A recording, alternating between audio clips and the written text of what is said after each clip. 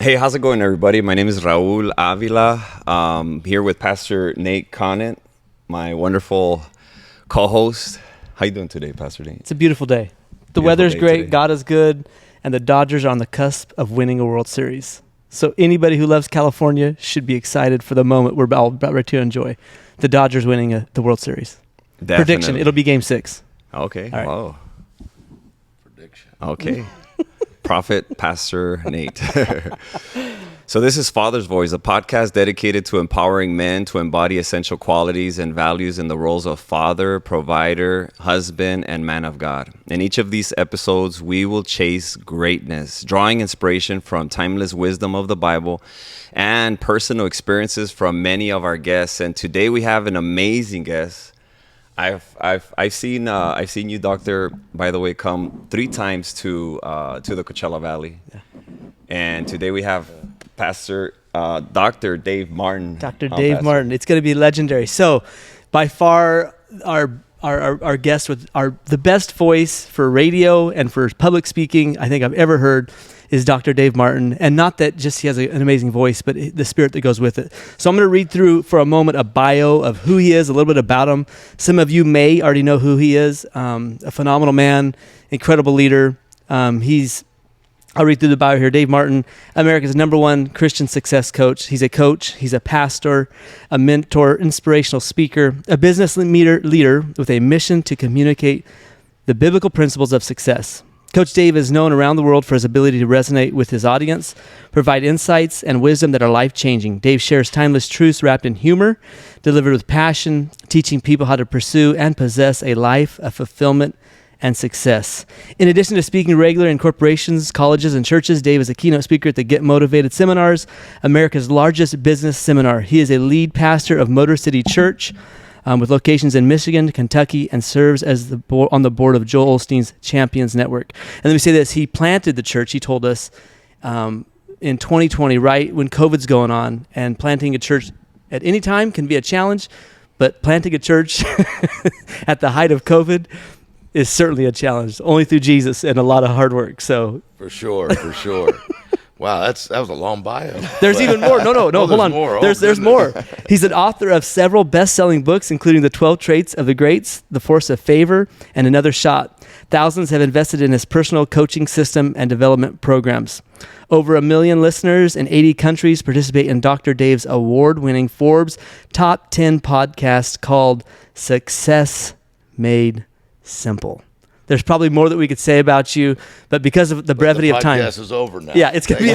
Thank you for joining us today. That was awesome. But let me say this. I'd like to ask this as a something to define. Our podcast is about fathers and sort of father empowerment. And so asking you, Dr. Dave, how would you define success as a father? I think success as a father really will show in the legacy of your children, right? In where they end up. And so, of course, kids are going to make mistakes along the way, but we all know train a child in the way they should go, right? Mm-hmm. And when they're older.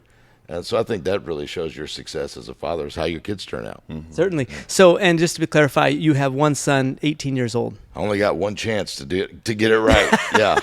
One of my best friends has 8 kids. I'm like, if one goes wrong, you still got 7 good chances. I got one chance to get it right. I told my wife the same. I said, it's important that we have more than one child just in case one goes sideways. Yeah, exactly. But all your eggs are in one basket. And Right. from everything I've heard, your son is succeeding, thriving as an 18-year-old, doing great things. He is a great kid. And, like I said, we tried to pour that into him. And from the time he was born, bringing him up in the way he should go. And he's had his challenges along the way. But I tell you what, I've been pretty happy with.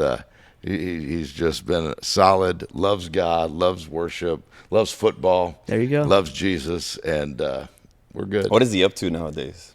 He's a freshman in college. He just finished high school. Was the #1 kick returner in the state, number 5 in the nation. Wow. Just went to college to play football. He's Division I, you said, wide right? Receiver, Division I, yeah.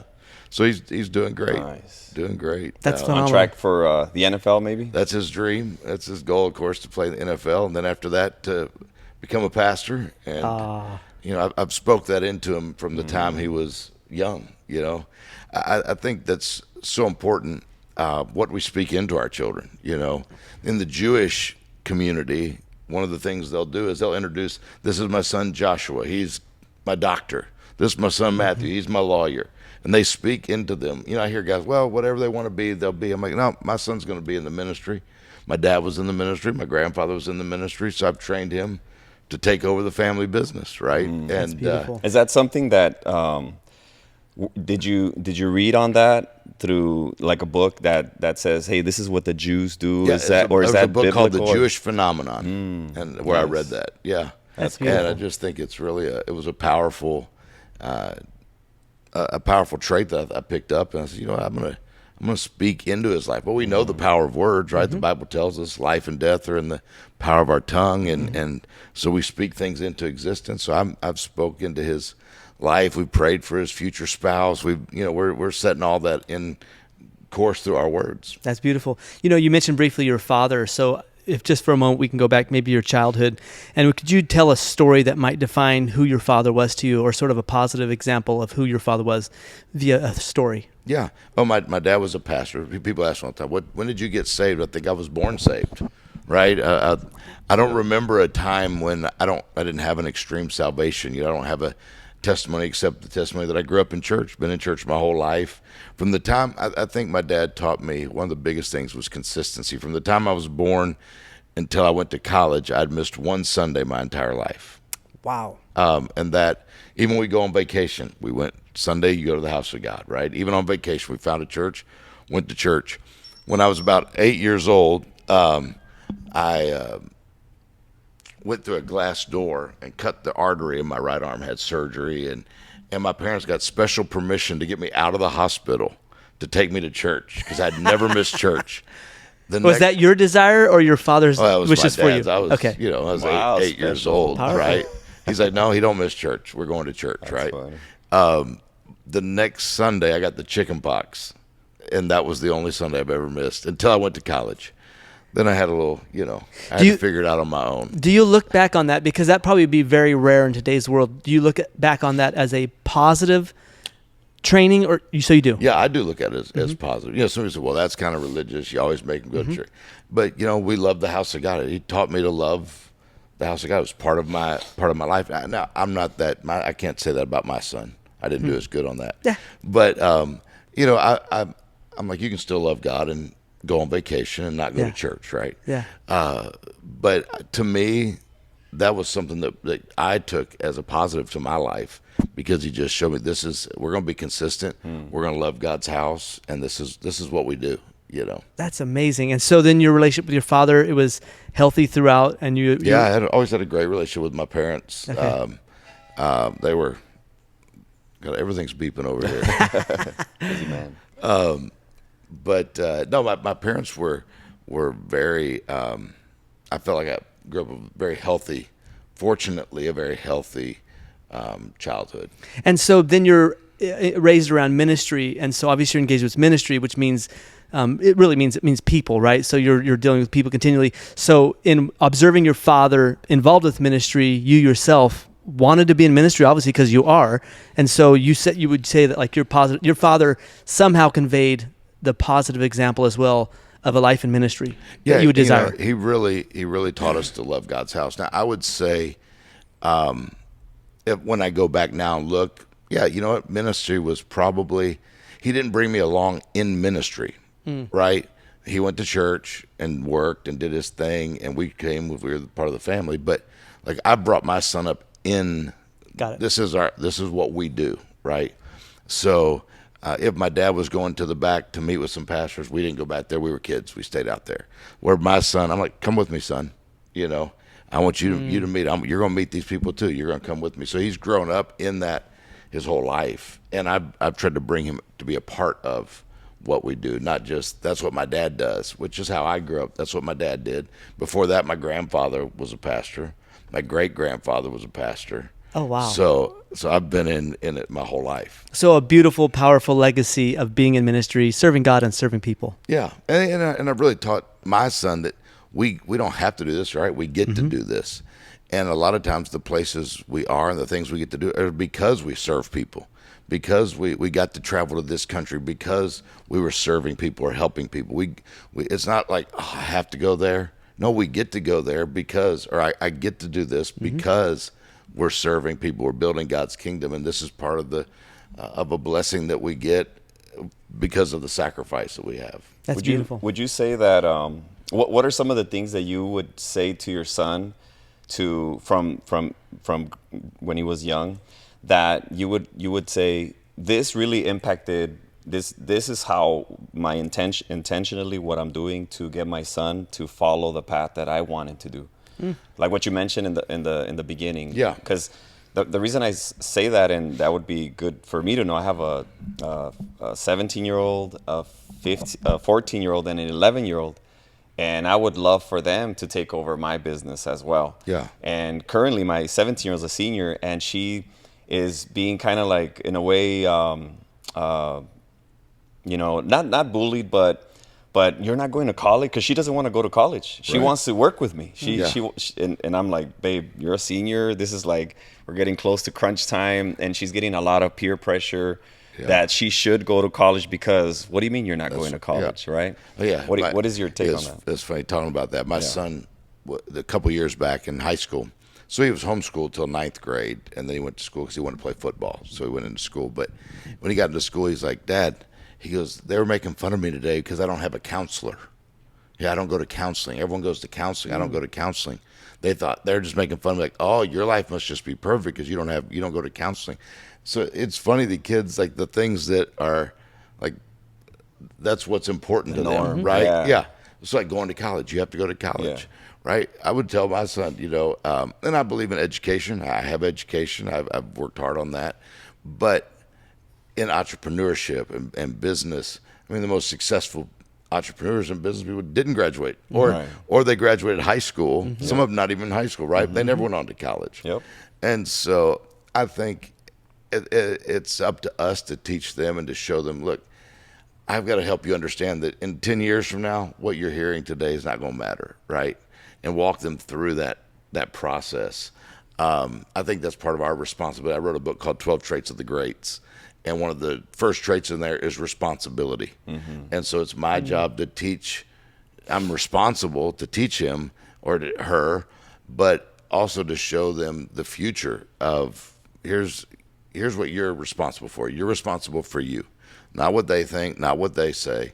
And if I can teach you that now, or else you become your whole life afraid of man, afraid of what people's opinions and people's thoughts. But helping you, I mean, it's our job as fathers to put self-esteem in them, right? Self-awareness. And so if I can build that in them, telling them, I remember one time he's young, I'm so dumb, I can't believe. I go, no, don't ever say that again. You're not. How could you be dumb? You have the mind of Christ. How can someone have the mind of Christ and be dumb? You can't have, So I had confessions that he would say, to speak over his life and to say I'd write them for him from the time he was young. So I trained him in those things, and that's what our job is to do and to help them. Sounds like a coach, right? Would you say would you say that a dad's role is to be a type of coach? And what are the types of roles that is our job to be a good father? A coach, what else? What would you say? Yeah, I think a coach, a friend, but also I'm not your best friend. I'm your father, right? So it's my job to lead you in the way. I kind of look at, when you build a house, that cornerstone is so important because the whole alignment of the entire house is based on that cornerstone. So as a father, I've got to place that cornerstone in his life. So the alignment of his entire life is built on his purpose, his self-awareness, his belonging, all that kind of stuff happens through that. So I'm a builder, right? I'm building greatness. I think that was in the very beginning of what this is, and I'm building that greatness in him, right? From the time he's young. By wait, we don't say that. Correcting what he says about himself. We were real careful with phones. What he was putting in him, right? The amount of time he had on the phone. Every night at 10 o'clock, all phones in our house were shut down, right? You charged your phone in the kitchen. You couldn't take it to your bedroom. No cell phones in the bedrooms. And I found a lot of that kind of stuff because parents, we made him wait. He wasn't allowed to date until he was 18. Wow. And so he didn't have his first date till he was a senior, 18 years old, going to That prom. you know of. That you know. Yeah, that I know of. True. But, you know. Well, that's cool. It's standards. Yeah. You were talking about Yeah. standards with yours. And you know, he didn't fight us on that because we knew that we were building him for his future. And I mean, you're not going to understand everything right now. Why? What do you mean I can't have my phone after 10 o'clock? No, I'm not going to have my phone after 10 o'clock either.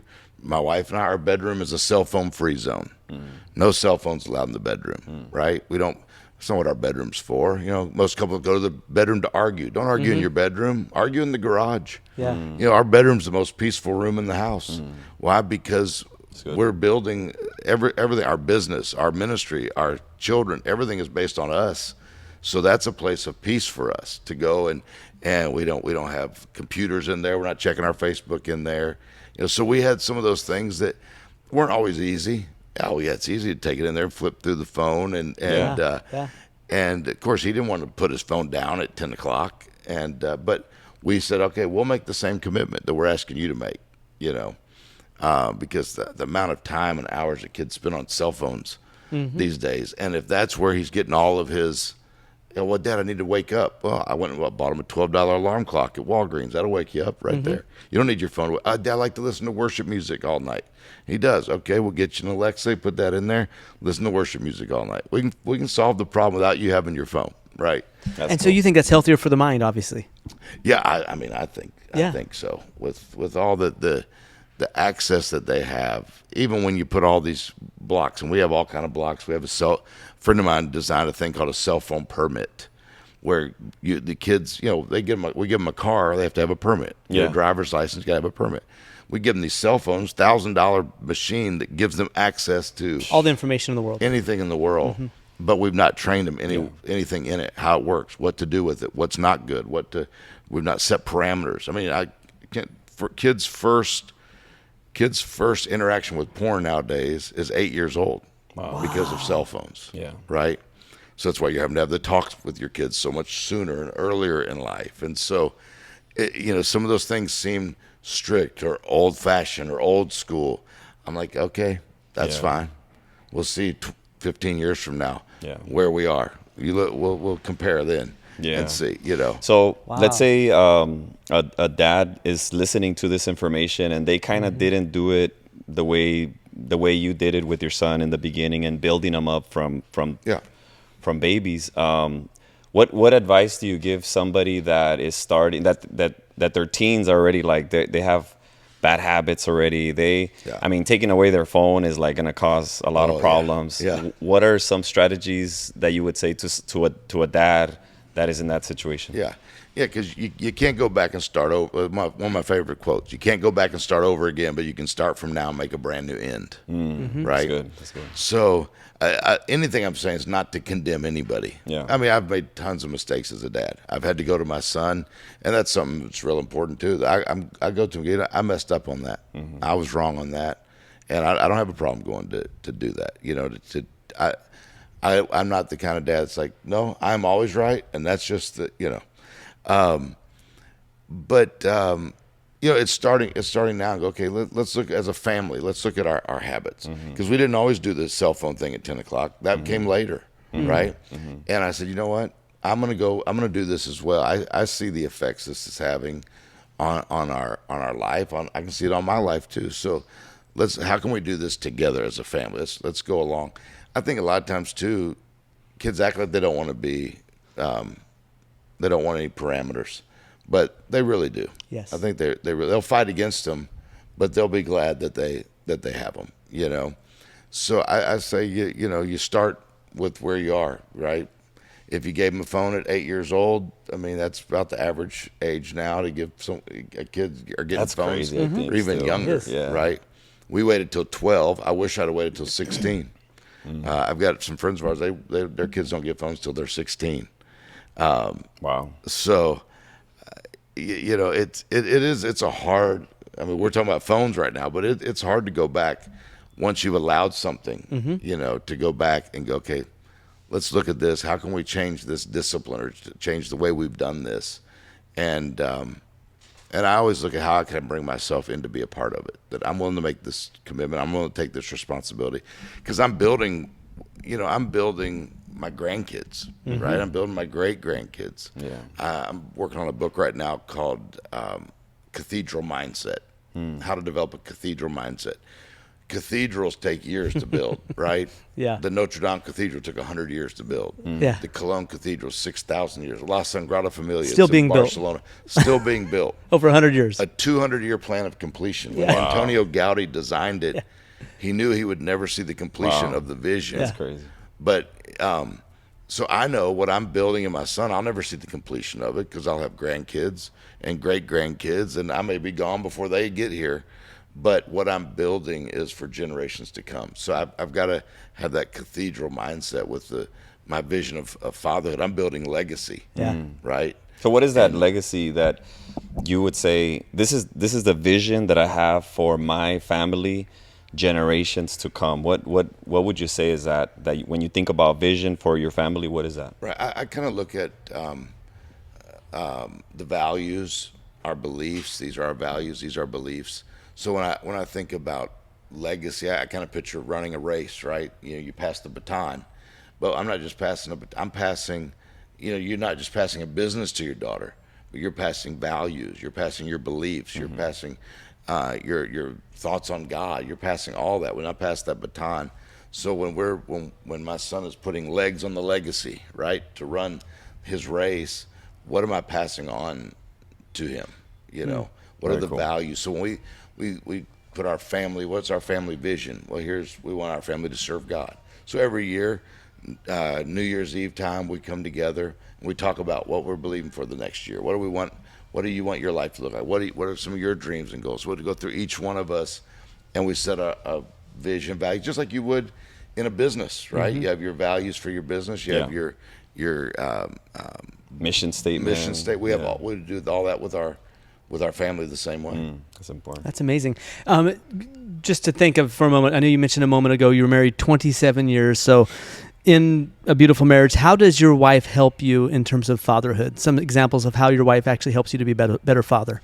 Yeah. Staying on the same page, right? Even when we haven't agreed on how to do something. Either I don't agree with how she's done it or she doesn't agree with how I do it. We don't talk about that in front of him, right? We talk about that. I see so many parents that will argue right there, in front of, and we may have disagreements, and we'll say, okay, let's walk through this, and it's good for him to see healthy communication of coming to resolve. But I don't think they need to constantly see yelling and bickering and fighting and all that kind of stuff, right? And so we made a decision in the very beginning. Hey, if we don't agree on it, okay, we'll stay quiet. We'll go. We'll talk. We'll come to an agreement, and then we'll come back to the scenario. Say he's wanting to go somewhere or do something, and she's probably a little more strict. I'm probably a little more lenient. Where she's like, immediately no, and I'm like, I think he could do that. Let's. From anything, and we traveled for years, so we were always in hotels. So at what age can he run down to the front desk and get a snack or whatever, without someone going with him, right? I'm a little more like, he can handle it. He'll be fine, right? No, he's not leaving my sight, right? You got a tracker on him. And so it's a mother thing to do, right? It is, and an only child, right? Okay. I think she's about to register at his college and try to be in the dorm down the hall. She is not letting him across go. the room. Yeah. So, so that's one of the big things we've done is we've tried to make sure that one of the things she does to help me be a better father is let's stay in agreement. We don't always agree, but we'll take time. We'll come into a place of agreement before we go in front of him. Yeah, well said. And then maybe some advice you might give to fathers, even in America. I know in America there's many of the problems we see in society, from incarceration to poverty, et cetera, oftentimes is actually traced back to the lack of a father in the home. That's one of the main problems, I think, in America. Any advice you would have for fathers specifically in America of how we can become better, or just a challenge for us? Yeah, I mean, showing up, right? Being present is the biggest thing you can do. Even if you're not a perfect father, just being there, being present in their life. And really to moms, the single moms that have to be both a father, and that God would give them the grace. I pray with single moms all the time. I have such a heart for them because they're in a position where they have to be both the father and the mother. And how can God give them the grace to do that? But dads, show up. Yeah. Just show up. Just be there. Yeah. Be present. Yeah. It is a sacrifice. Our most productive years. There's a chart, and I think it's New England Journal of Medicine that just did this chart of a man's most productive years. We think our most productive years are 30 to 40 when we're driving, we're working, we're building high business. energy. Yeah. Yeah. But your actual most productive years, financially, everything, is your most productive, I think, is 60 to 70. Wow. Second most productive money-making years is 70 to 80. Wow. But yet we're working the hardest 30 to 40 when leaving our kids to the side Wow. while we're at work. What if we took those moments and invested in them for their future? Our most productive years are in the future anyway. Yeah. And we're taking what we think, really should be our most productive years into pouring into our family, our spouse, our children, and we're working our tails off to succeed when really that's gonna come later. What's the most important in this moment is that I take time to pour into the future.